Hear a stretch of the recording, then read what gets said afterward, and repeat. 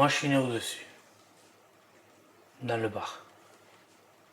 C'était mes grands-parents qui avaient un bar, restaurant, hôtel, à l'époque.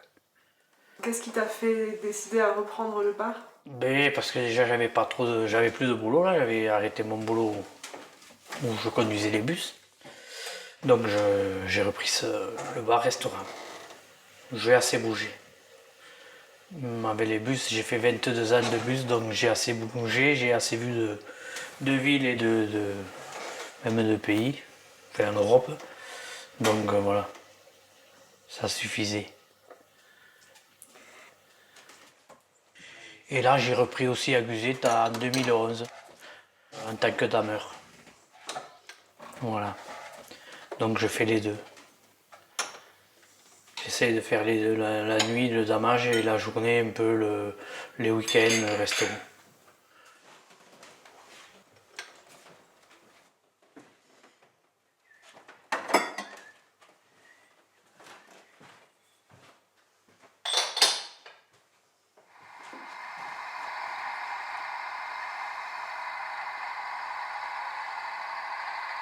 On commence à minuit, quoi, en gros.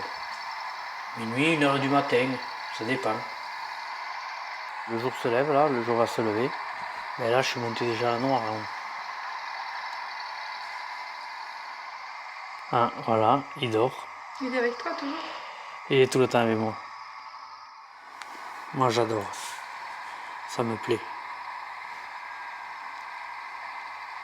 Déjà, j'aime la neige et quand je suis dans des tempêtes comme ça, j'aime bien. Moi, c'est magnifique. C'est beau de tomber sur des moments comme ça parce que il faut y être pour le voir. Tu peux pas le voir. Se croirait dans notre monde. C'est la folie.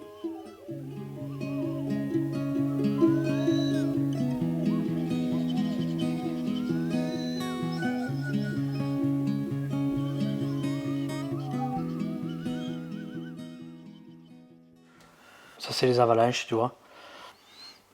Et les avalanches, tu vois, qu'il faut pousser. Ouais, c'est comme la montagne. C'est à peu près pareil.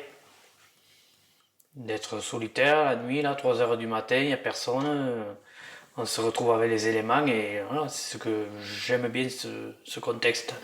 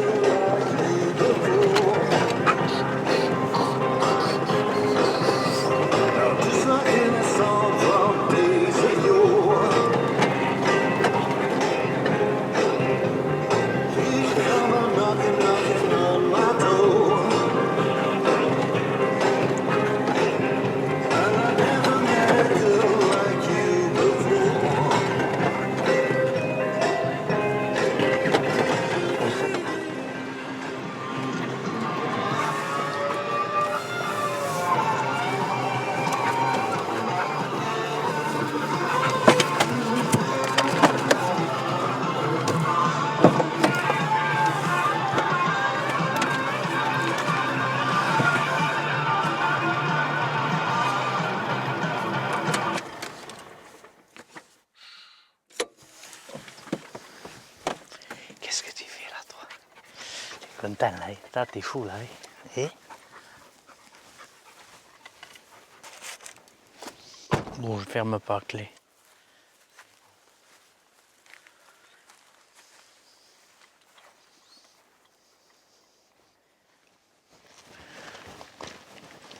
Bon, là, on va attaquer ici, là. Hein. Là, cette arête, là, toute l'arête. On voit le sommet.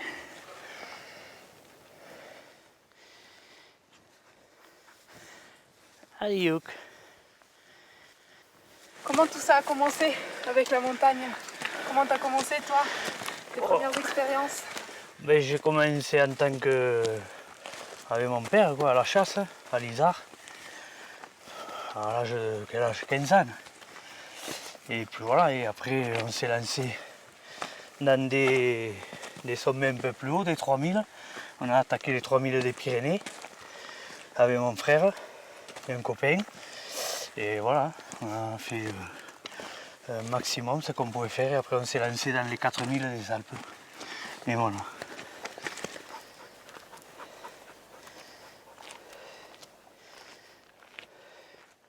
Tu viens souvent ici là? Ouais, j'y viens souvent là, oui.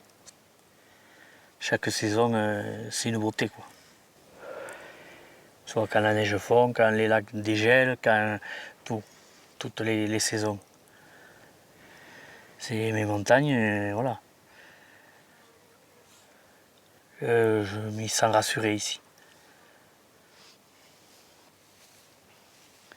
Un peu partout là, tout, je connais bien. Après je peux m'y perdre aussi, avec le brouillard, personne n'est fort. Parce que toi, le premier voyage à l'étranger que tu as fait, c'est... C'était un Himalaya, en Russie, Asie centrale. Faire le 7000, là, le pic Lénine. On a atterri à Moscou et on est allé sur Tachkent, en Asie centrale. Et de là, on a pris un hélico, 2 heures de temps, entre les montagnes, et on est arrivé au camp de base à 3006, où il y avait le petit village, enfin un petit village de tente. Quand l'hélico il s'en va, il revient 3 semaines après, quoi. Ils avertissent qu'il faut être l'habitude d'être seul, et puis voilà, quoi. Qu'il n'y ait pas des gens qui ont envie de repartir vers la civilisation. Il faut être déjà formé un peu à ce truc-là. À partir de 5000 et à partir de 6000, de 6000, on ne dort plus, on ne se repose pas, on se fatigue même en étant allongé. Pour mettre une chaussure, on s'assoit, on met une chaussure, on se rallonge et on remet l'autre après. On fait 10 pas, arrêter, 10 pas, le vent nous fait tomber.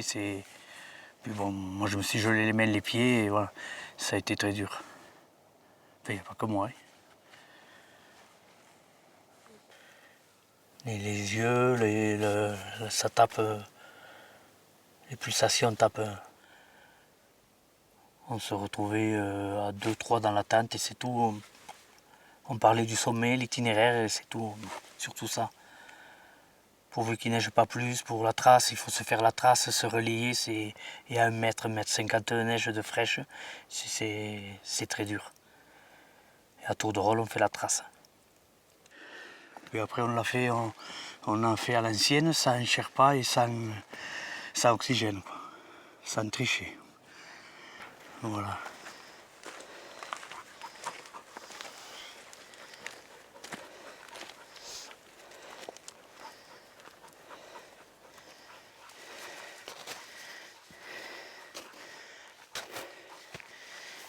On ne peut pas partir avec n'importe qui, il faut se connaître. Le froid, c'est très rude, quoi. Là, chacun est. On peut pas aider son collègue, même mon propre frère, je n'aurais pas pu l'aider. On ne peut pas arriver à relever quelqu'un. On n'a plus de force, on est vidé complet. Ça, on en est conscient dès le départ. Hein. C'est comme ça. Hein. T'es monté au pic déjà?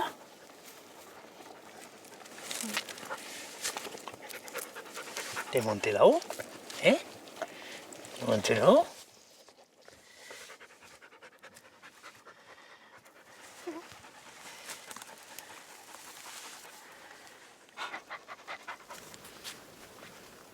Le fait d'arriver en haut, après c'est ce qu'on veut depuis le départ, quoi.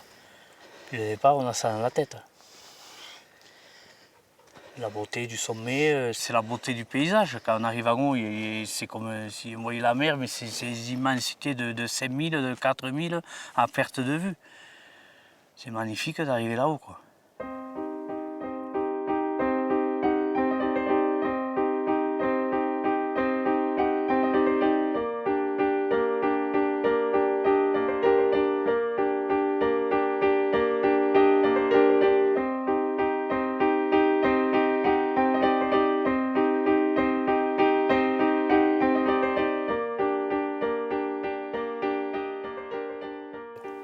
Malgré le froid, les températures, voilà.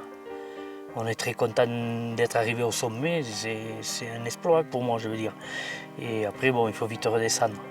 On y est resté à peu près 15 minutes, pas plus.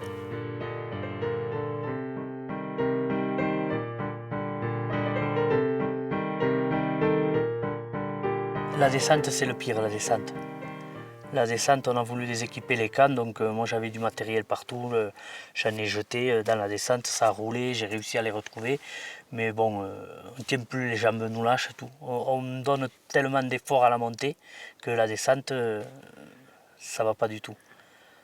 D'ailleurs, la plupart des alpinistes qui font des 8000 ou 7000, ils meurent souvent à la descente. Ça arrive souvent à la descente, c'est l'épuisement. Il m'est arrivé même en descente, j'étais le dernier à un moment donné, et j'ai voulu m'asseoir à 6000, j'ai voulu m'asseoir, les autres ils étaient 300 mètres plus bas ou 400, ils me faisaient signe d'arriver et j'ai vu le moment où je m'endormais dans la neige. Ah, j'étais bien. J'étais assis là, je contemplais tout, je me suis dit bon allez c'est le dernier truc que tu vois là et après je me suis levé d'un coup et je suis descendu.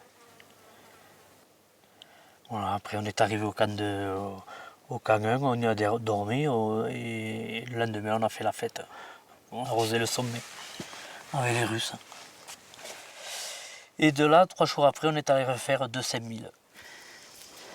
Ça nous manquait.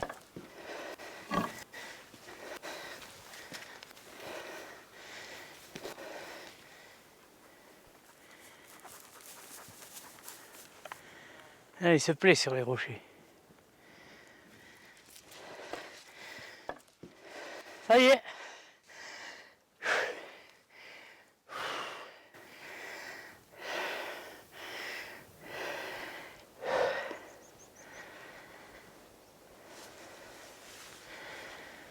Le Certescan, le pointu, le petit carré, le mont Tabonne. En continuant, vous avez le mont Rouge. Au fond, on voit l'Aneto, on distingue un petit peu, avec la Maladetta complètement au fond. Et le mont Vallier, derrière vous. Il y avait la neige. Il y a la neige, Vallier. Va voir. Va voir.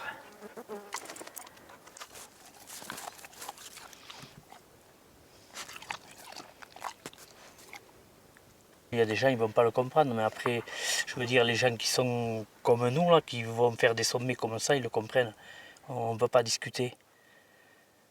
C'est une attirance qu'on a pour la haute altitude et c'est comme ça. Des choses qu'on vit comme ça, on l'a ancré depuis longtemps, quoi. Si c'était plutôt randonnée, puis après ils avaient des bêtes, et c'était plus pour les moutons, les alpages, tout ça, quoi. Le travail. Ils n'allaient pas faire un pic comme on fait nous là, pour voir un pic, quoi. Oui, ils me disent qu'est-ce que tu vas faire là-haut, c'est que des cailloux, c'est tout. C'est comme ça. Hein. Enfin, à l'époque, ils disaient ça, maintenant, ça a changé. Mais les anciens, ils disaient pourquoi on y va, quoi.